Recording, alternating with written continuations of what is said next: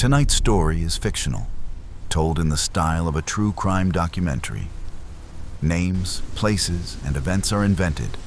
Any resemblance is coincidental. But the fear you're about to hear is real, because it's built from real patterns. It started with a 911 call that lasted only 11 seconds. A woman's voice, quiet, controlled, like she was hiding her breath. She said, "He's still in my house." Then the line went dead. The dispatcher tried to call back. No answer. Officers were sent to a small rental home on Alder Street. By the time they arrived, the porch light was on. But the street was silent. The front door was locked, no broken windows, no screaming. Inside, everything looked normal, almost staged. The TV was off. The couch pillows were straight. A thin stream of water ran in the kitchen sink, like someone forgot it. In the bedroom, the bed was made. Shoes were lined up by the door. But her phone was missing. Her purse was missing. And the woman who made the call, Hannah Cole, was nowhere to be found. Hannah was 29, a night shift nurse in a quiet coastal town, the kind of person who remembered your coffee order after one meeting. She worked late, drove home, and kept to a routine that never changed. On Tuesday night, she clocked out at 11:48 p.m. A camera caught her car turning into her driveway at 12:06 a.m. She carried one grocery bag inside, turned on the porch light. That was the last confirmed moment anyone saw her alive. The next morning, her friend Maya came by after Hannah missed an appointment. Curtains drawn, porch light still on, calls going straight to voicemail. And then Maya noticed something that made her stomach drop. Hannah's call history showed a new outgoing call, 911, at 2:17 a.m. But the medical examiner would later estimate Hannah's time of death at 1:54, which means the call was logged 23 minutes after she died. The house that looked too normal. After that impossible timestamp, the town did what small towns always do. It tried to explain the unexplainable with something simple. Some people said the medical examiner must have been wrong. Others said the dispatch system probably glitched. A few, quietly, suggested something worse. Something that didn't belong in a place like Marrow Bay. But investigators didn't start with ghosts. They started with the house. The officers who entered Hannah Cole's home that morning said the same thing. It felt staged. Not staged like a movie set, but staged the way a person stages a lie. Everything was where it should be, as if someone wanted the scene to say, "Nothing happened here?" Hannah's keys weren't on the kitchen counter where she usually left them. Her coat still hung by the door. Her work badge wasn't tossed into the bowl with loose change. It was missing. The refrigerator held groceries, but not the full bag Maya remembered Hannah buying the night before. A carton of eggs was missing. A single apple. A bottle of water. Small details, until you realize small details are what remain when a person is removed from their own life. In the bathroom, Hannah's toothbrush was wet, as if she had used it. The mirror had a faint smear someone had wiped too quickly. A towel on the rack was slightly damp. That suggested Hannah had come home. She had gotten comfortable. She had started the routine she always started. And then something interrupted it. Investigators photographed every corner, then did what people rarely consider until it's too late. They listened. They stood in the hallway and listened to the house's silence. The refrigerator hum, the tick of a cheap wall clock, the sink's thin stream of water, the faint creak of the floor when a person shifted weight. Nothing screamed danger, which is exactly what made it dangerous. Because the most terrifying crimes aren't the ones that explode. They're the ones that whisper. Maya described Hannah as cautious, not paranoid, just careful. If Hannah thought she was being followed, she would have driven straight to the police station. If she thought someone was in her house, she would have locked herself in the bathroom and called for help. But the 911 call was a whisper. A whisper only makes sense if you believe the person calling is afraid that the person they're afraid of can hear them. That detail changed the investigation. It meant this wasn't a random break-in. It wasn't a stranger smashing a window. It was someone close enough, quiet enough, to be inside the house without making noise. Someone who knew how to move through a room without being noticed. Someone Hannah didn't expect. Police requested the original 911 audio again. This time not for the words, but for everything around the words. The background. A sound analyst ran the clip through filters. Most of it was just silence and Hannah's breath. But in the final second, before the line died, there was something else. A soft, rhythmic clicking, almost like a fingernail tapping plastic, or a pen being clicked slowly, on purpose. That sound was too clean to be random. It sounded like impatience. While officers were rechecking the house, another team was canvassing Alder Street. They went door to door asking the questions everyone hates. Did you see anything? Did you hear anything? Did you notice a strange car? A neighbor across the street mentioned he'd heard a car door around 1:30 a.m. He described it as careful, not slammed. Closed the way someone closes a door when they don't want to wake a sleeping person. He looked out and saw a vehicle parked down the street. Dark color, lights off, engine idling. He didn't call it in. He told police something that sounded harmless until it wasn't. In this town, you don't want to be the guy who calls the cops for nothing. That was Marrow Bay in one sentence. The neighbor also remembered something else. The car had a parking permit sticker, a plain rectangular decal on the rear window. That detail went into the file, circled in red. It didn't prove anything by itself, but it was a hook. Maya told investigators something that made the hook sharper. 2 weeks earlier, Hannah had mentioned that someone had been showing up in odd ways, not following her exactly, not threatening her, just appearing. At the clinic, she'd noticed the same man twice, once in the lobby, once near the staff exit.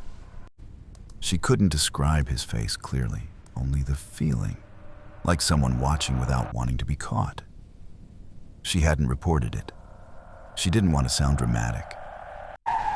Maya said Hannah laughed it off at the time and called it my little paranoia. But now, it didn't sound like paranoia. It sounded like someone practicing. That afternoon, the police chief held a brief press conference. In a town of 8,000 people, a missing nurse was not just news. It was a rupture.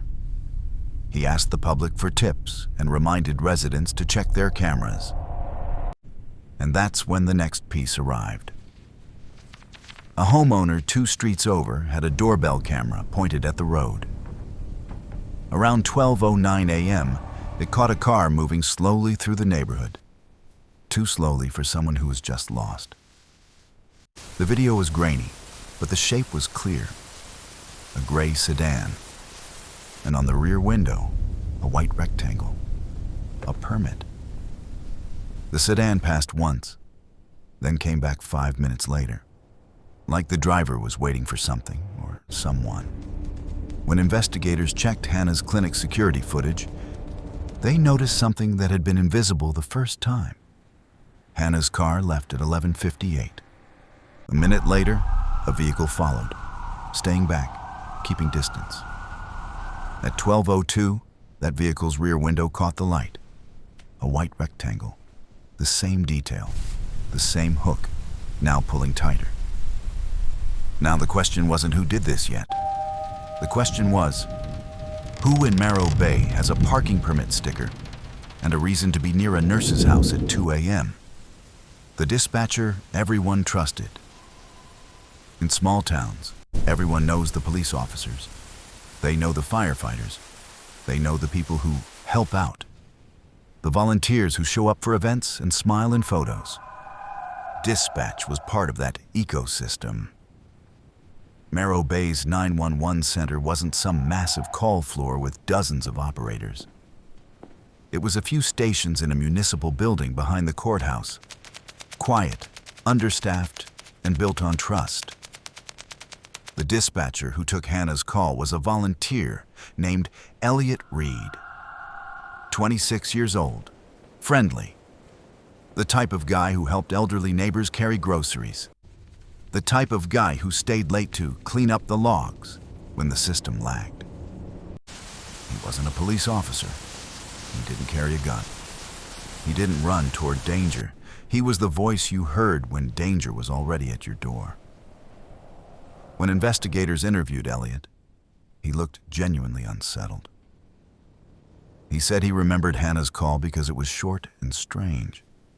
He described the voice as calm, but scared. He said he tried to call back and got nothing. He said he dispatched officers immediately. All of that sounded right, until they checked the response time. The unit was sent at 2:20 a.m. That's normal. But the first unit didn't arrive until 2:39. 19 minutes. In a town that small, 19 minutes was an eternity. Elliot explained it as a staffing issue. Only one unit was available. The officer had been finishing paperwork on a traffic stop on the other side of town. The officer confirmed it. Everything had an explanation, and yet the call still didn't make sense. Investigators asked Elliot something simple. Did he know Hannah? Elliot smiled and said, "Everyone knows Hannah. She's a nurse." He said he'd seen her in the diner sometimes. He said she'd never called 911 before. He said he had no idea why she'd whisper like that. Then the investigator asked a question that changed Elliot's posture, just a fraction. "Did you ever speak to her outside dispatch? Like, socially?" Elliot laughed lightly. "No, I don't really do that." He seemed relaxed again. But the investigator noted something. Elliot kept clicking a pen. Slow, deliberate clicks, not nervous clicking. The same rhythm the sound analyst heard at the end of the 911 call. That alone proved nothing, but it made the hairs on the back of someone's neck stand up. When investigators started pulling data, they did what modern cases always do. They built a map. Phone pings, vehicle movements, camera timestamps. The goal wasn't to find a dramatic confession. It was to find a pattern. Elliot's phone was active around the time Hannah disappeared. It wasn't calling anyone. It wasn't sending messages. It was moving. At 12:30 a.m., it left his apartment complex. At 12:52, it stopped near the clinic. At 1:18, it moved toward Alder Street. Then it stayed in one area until 2:30. Then it returned home at 2:47. Elliot explained it quickly. He had insomnia. He drove at night when he couldn't sleep. He got coffee at a 24-hour gas station. He liked empty roads. The investigator asked for the receipt. Elliot said he paid cash. Convenient. But again, none of this was enough. At this stage, Elliot wasn't a suspect in the public eye. He was a name in a file. And investigators knew something else. If Hannah really whispered, "He's still in my house," then she likely knew the voice on the other end would take her seriously. People don't whisper to 911 unless they believe help might still come, unless they're afraid help won't come. So investigators looked at the dispatch system itself. Who could access call logs? Who could edit timestamps? Who could clean up entries? Most volunteers couldn't. They could answer calls, dispatch units, and write notes. But Elliot had an extra permission set because he helped with admin tasks. A supervisor had granted it months earlier when the database bugged and entries duplicated. In other words, Elliot could do more than answer the phone. He could change the story the system told. The timestamp that lied. At first, people wanted the impossible call to stay impossible. It was strangely comforting to blame a glitch, a bad estimate, anything that kept the story from becoming something darker. Because the alternative was simple and human, and that's always worse. Someone had changed the record. Investigators brought in a tech analyst to pull the original 911 audio file directly from the server, not the dispatch database, not the printed logs, but the file itself. This is the part that never makes headlines, the quiet work that turns rumors into facts. The analyst checked the file's metadata, the internal creation time that sits beneath the system's surface like a fingerprint. The dispatch log said the call came in at 2:17 a.m., but the audio file's creation time said 1:41 a.m., not 2:17, 1:41. That meant the call happened earlier, and the timestamp in the database was edited later. To be sure, the analyst pulled other calls from the same shift, calls before and after, and compared them.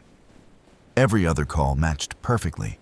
No drift, no bug, no weird offsets. Only Hannah's call was different. The impossible call wasn't impossible. It was altered. Now the question stopped being philosophical and became procedural. Who can edit dispatch timestamps? In Marrow Bay, that list was short enough to fit on one sticky note. 2 supervisors had full permissions, and 1 volunteer had a limited admin profile that allowed cleanup when the system duplicated entries. Elliot Reed. Investigators didn't storm back in with accusations. They brought Elliot in quietly and laid the printout on the table between them. They watched his eyes as he read the numbers. His smile didn't vanish, but it tightened at the corners, like a mask being pulled a little too hard. The investigator asked calmly, "Explain why the log says 2:17, but the file was created at 1:41. Elliot stared at the paper for a long beat, then gave a shrug that was almost casual. "Computers are weird," he said. The investigator didn't argue. He asked a different question. "Who besides you had access to edit call times that night?" Elliot said supervisors could. He said he rarely touched that menu. He said he only fixed duplicates. Then he added something he thought would sound harmless. "I like systems. I like when things are clean." Clean. The investigator wrote that word down, because people who say they like things clean don't mean the same thing everyone else means. Investigators pulled audit records, the quiet trails left behind by admin actions. But the system was old, and the logs were thin. Enough to show edits happened, not enough to show a name attached with certainty. So they shifted to something older than technology: observation. They asked local patrol officers a simple question. Do you recognize a gray sedan with a plain white rectangular permit sticker on the rear window? At first, most officers shrugged. Then one patrol officer paused and said he'd seen that sticker in the municipal lot behind the courthouse, where dispatch staff parked. He remembered it because the car was always parked crooked, slightly over the line, like the driver didn't care who had to squeeze past. It was Elliot's car. That detail was small, but it connected the permit to a person, and that connection was enough to move forward. Investigators obtained a warrant for Elliot's sedan. They searched it in a garage under bright lights, the kind of lighting that makes every lie look cheap. They opened the trunk. Nothing dramatic, no weapons, no blood, just the smell of air freshener, too strong, like someone trying to erase a place that still existed in fabric and foam. They checked the spare tire compartment. Under the cover, wrapped in a plastic bag, was a single item: Hannah's clinic badge. Not her purse, not her phone, not her keys. Just the badge, the piece of her identity that proved she was real, that she existed in records and systems. A trophy, if you wanted to call it that. Or a mistake. A moment later, the impossible timestamp stopped being the scariest part of the story. Because now the horror wasn't in the clock. It was in the fact that the person who could change the record was close enough to steal the evidence and calm enough to hide it where he thought no one would look. And in a town built on trust, that meant one thing. The danger wasn't outside the system. The danger was inside it. What happened in the house? With Hannah's badge found, investigators could finally stop guessing and start building a timeline that didn't rely on rumors. The call happened at 1:41 a.m. Hannah whispered, "He's still in my house." Then the line died. At 1:54 a.m., the medical examiner estimated she died. 13 minutes. 13 minutes where Hannah was alive and afraid, and someone was close enough to keep her from speaking freely. Investigators went back to the house and searched again. Slower this time, not for obvious violence, but for small signs of quiet control. They found a faint smudge on the bedroom window frame, the kind you get when someone braces a hand there, steadying themselves in the dark. They found a single hair caught in the door's weather stripping. Not Hannah's. They found tiny scratches near the deadbolt, thin marks consistent with a tool used not to break in, but to test the lock gently, again and again, as if someone had rehearsed. That suggested the intruder wasn't impulsive. He was practiced. Investigators reconstructed what Hannah likely did when she realized someone was inside. She didn't scream. She didn't run outside. She whispered to 911 because she believed screaming would get her killed faster. And she chose her words carefully, as if the wrong word could change what happened next. Meanwhile, Elliot was sitting in the dispatch building behind the courthouse. He heard her voice. He recognized it. And in that moment, the case stopped being a call on a screen and became an emergency he could control. Investigators believe Elliot did two things at once. He sent help, but he also bought time. He marked the call in a way that didn't trigger the highest urgency, and he leaned on the town's slow machinery. 19 minutes. Enough to turn a whisper into silence. When detectives searched Elliot's apartment, they didn't find a dramatic shrine. They found something colder. A notebook filled with neat handwriting. Times, dates, street names, routes that looped through town late at night. Not just Hannah's address, other addresses too. When confronted, Elliot said they were routes he drove when he couldn't sleep. But the routes always ended near someone's home, and the times always clustered around 2 in the morning. That didn't prove murder by itself. It proved obsession. Then they found the detail that changed the story from suspicion to certainty. On Elliot's laptop, there was a copy of Hannah's 911 call. Not in the official system, a private copy. Dispatch already stores calls. There is no legitimate reason for a volunteer to keep a personal recording, unless he wanted to replay it. Unless, for him, the whisper wasn't evidence. It was a souvenir. Investigators laid out what they believed happened in those 13 minutes. Elliot followed Hannah from the clinic, staying back, keeping distance, watching her routine like a schedule. He knew she lived alone. He knew her habits. He likely tested the door before, maybe more than once, learning what the lock felt like, learning how quiet the neighborhood became after midnight. At some point, he entered. Not through a smashed window, not through a kicked door, through something simple. A back window left unlatched, a spare key hidden under a stone, a latch that didn't catch. The kind of mistake people make when they've never been hunted. Hannah realized someone was inside. She whispered to 911.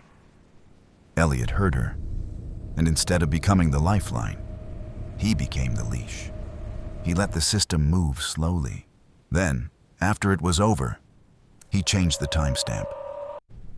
Not to create an alibi that would stand up in court, but to create confusion, to make the case feel wrong, to make the town chase glitches and ghosts instead of the quiet man behind the courthouse.